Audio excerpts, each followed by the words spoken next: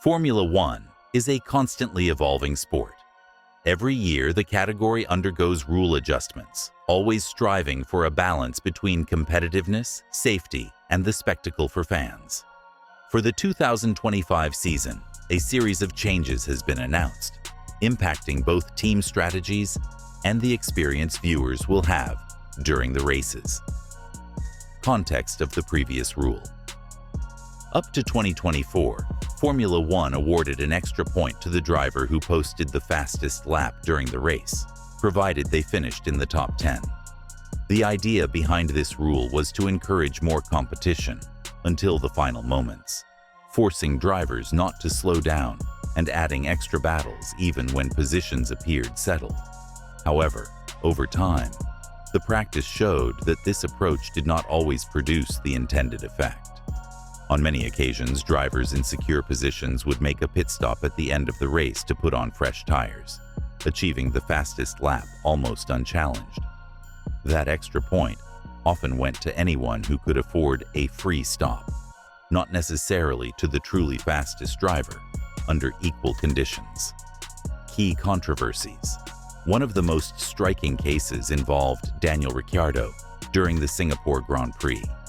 He claimed the fastest lap, despite being in a backmarker team, and in doing so, took the point away from Lando Norris, who was fighting for important championship positions. Additionally, there were suspicions that teams sharing the same ownership group, like Red Bull and its sister team, could in some way use tactics to favor the main team, delivering the chance for the fastest lap to hinder a direct title rival. Why the change?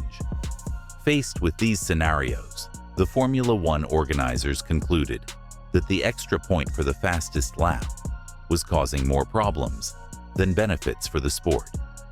There were complaints that it complicated the scoring system, opened the door to manipulation by related teams, and did not reflect the true sporting merit of genuinely being faster on track. Scoring simplicity. Removing the extra point simplifies the point system. Many casual fans were often confused by this additional scoring rule. Focus on final position. Without the race for a fastest lap at the end, teams won't feel pressured to make extra pit stops solely to secure that additional point. Reduced risky maneuvers. Some drivers would push too hard in search of the extra point with worn tires, risking accidents. Without that incentive, the race follows a more natural course. Impact on team strategy.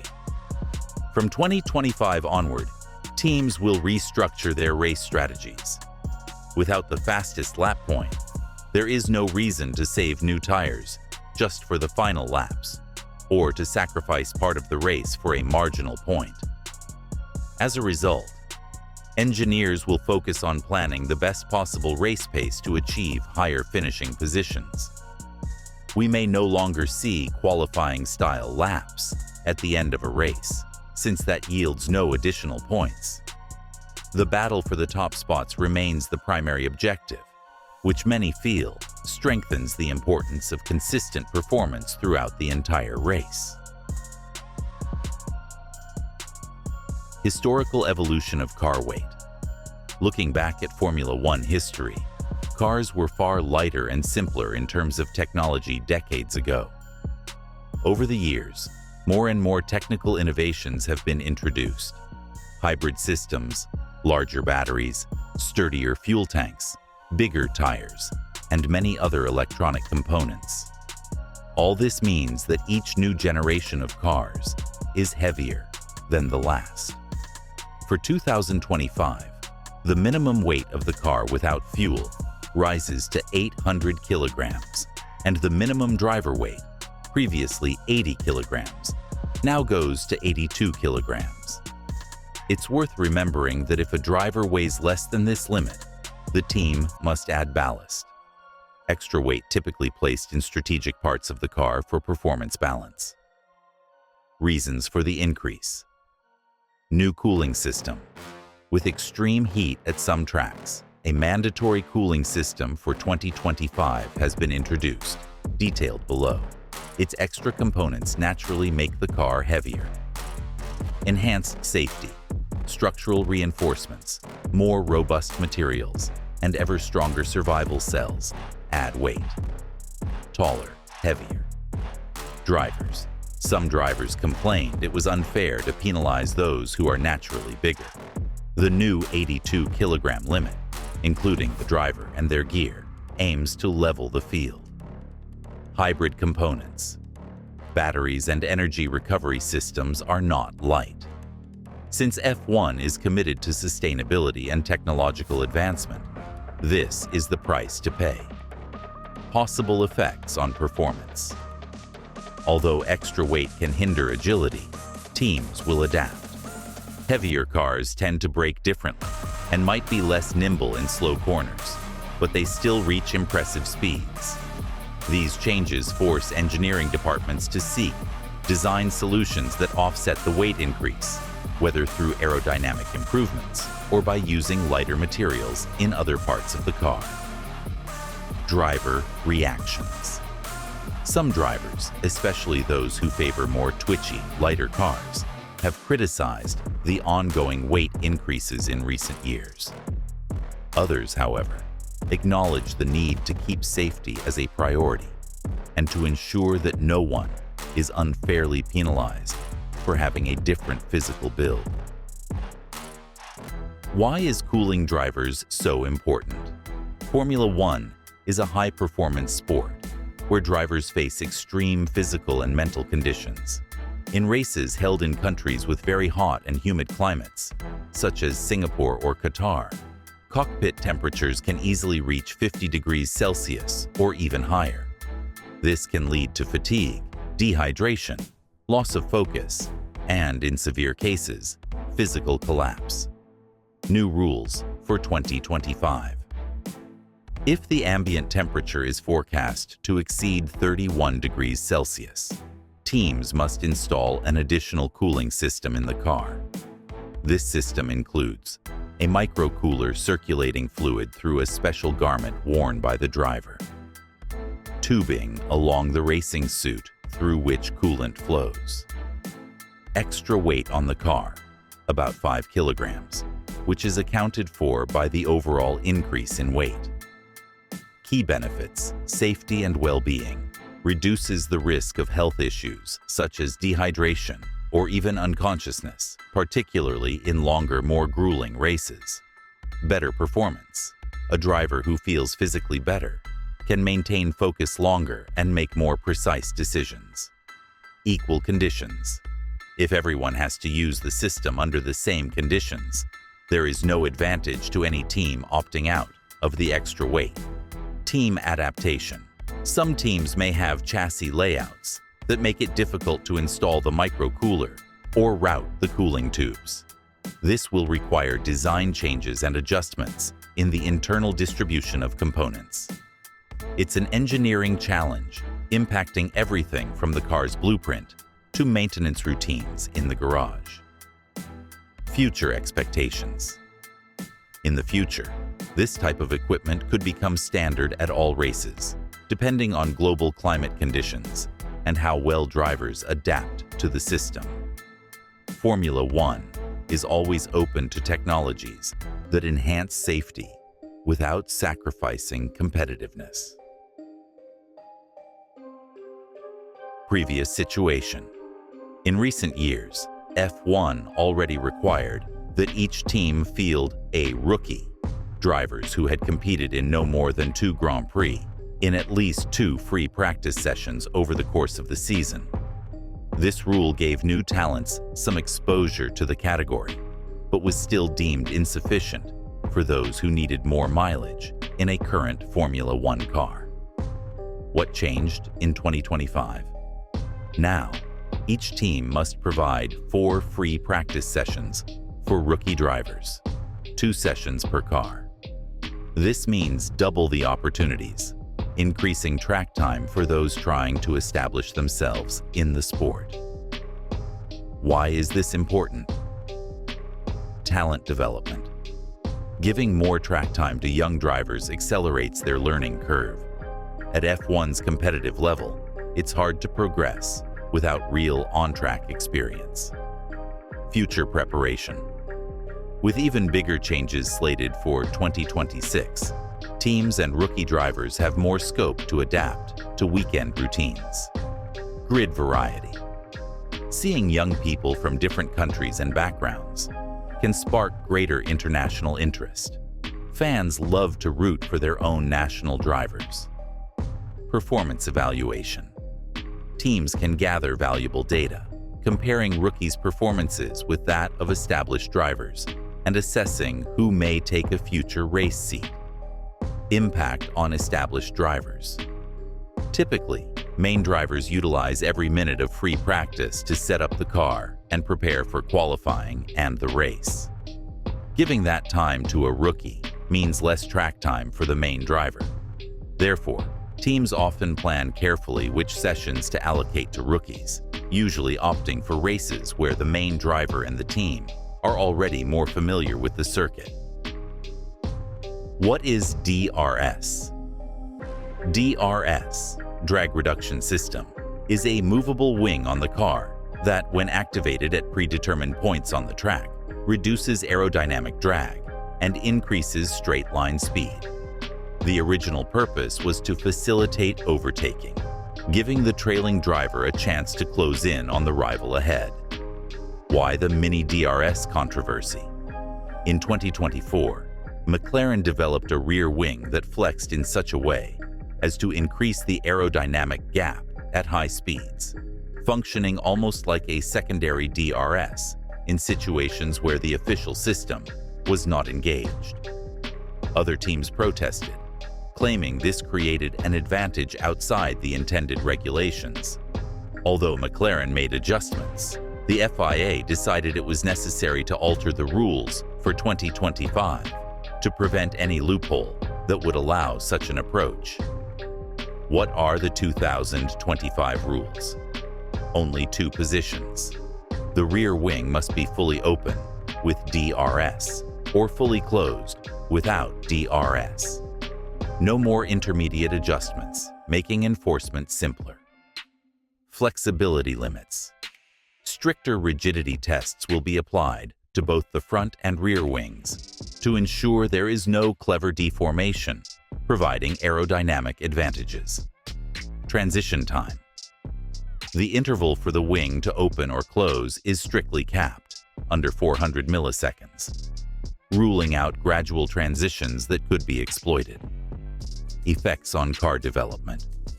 Teams will invest in aerodynamic solutions within these new flexibility limits.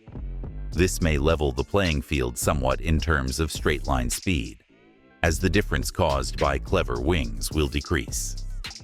At the same time, anyone who finds innovative solutions within the rules will still gain an advantage. The problem in recent years. In 2023, especially in Brazil, problems arose when rain interrupted qualifying. As Formula One has weekends with different formats, sprint races, fewer free practice sessions, etc. The question emerged: if qualifying were completely cancelled, which session would determine the grid? Previously, the rule was somewhat generic. In case of cancellation, the stewards would decide based on times from the last practice session. However, with varied weekend formats, identifying the last proper session became confusing. The new 2025 solution. Now, if qualifying cannot take place, the starting grid is decided based on the current drivers' championship standings.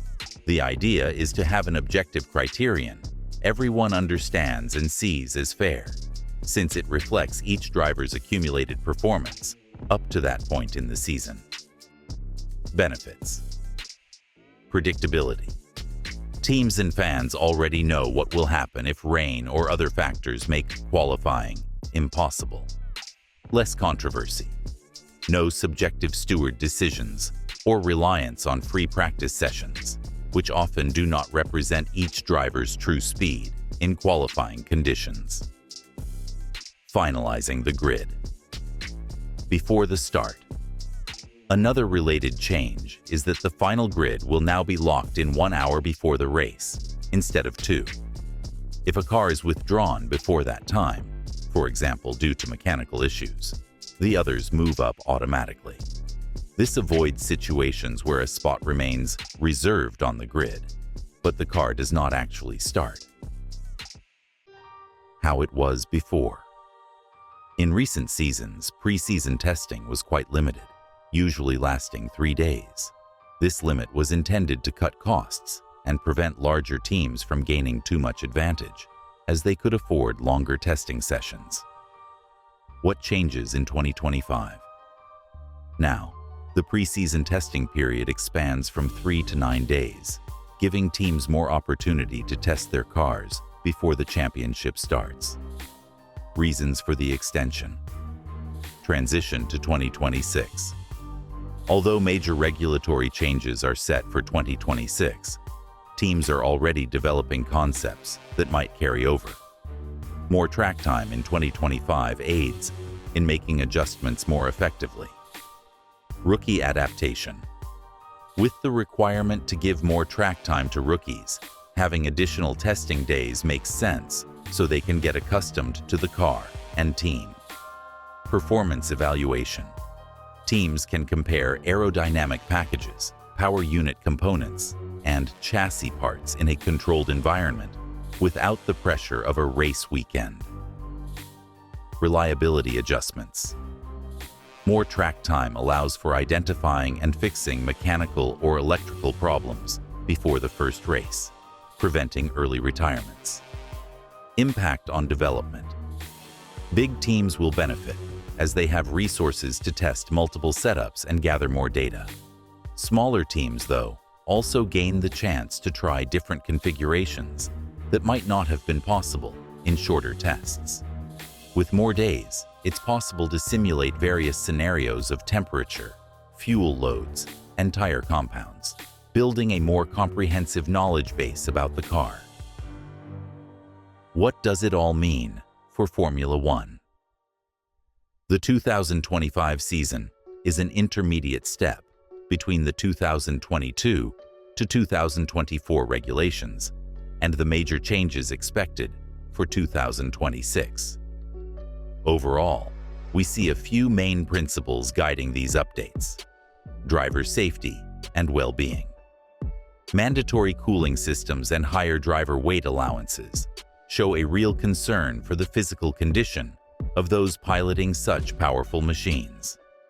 Competitive balance, removing the fastest lap point, curbing flexible wings, and establishing clear criteria for forming the grid in rainouts or cancellations, aims to ensure fair conditions for all. Promoting new talent. Doubling the number of required sessions for rookies reinforces F1's desire to refresh its pool of drivers and offer opportunities to those emerging. Preparing for the future. Extending preseason testing and making technical adjustments indicate that teams will have a sort of enhanced laboratory for trying out solutions that might prove crucial when the new 2026 rules come into force. Ultimately, these changes will likely make the competition more transparent and less dependent on small loopholes, refocusing on real performance. The sport is undergoing a transition, trying to balance tradition, powerful cars, intense battles, and driver skill with modern elements, safety, sustainability, and competitiveness. Fans may notice a slightly different experience without the chase for a final fastest lap. However, they could see more clarity in racing. We may also see how young drivers make the most of their extra track time and how the mandatory cooling system affects performance in hot races. It will be interesting to observe how engineers and designers handle the increase in minimum weight and the ban on aerodynamic tricks, like Mini DRS. In practice, we might see a further convergence of aerodynamic concepts and a focus on more legitimate solutions within the regulations. Still, The greatest anticipation revolves around the fact that these measures serve as a rehearsal for 2026, when F1 will undergo another big regulatory shift, particularly regarding power units, with even more hybrid components and potentially sustainable fuels, and more significant aerodynamic changes.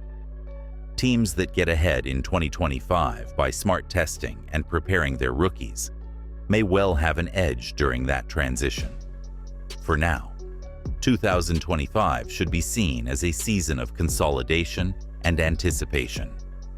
Consolidating the rules introduced since 2022 and anticipating what lies ahead in 2026.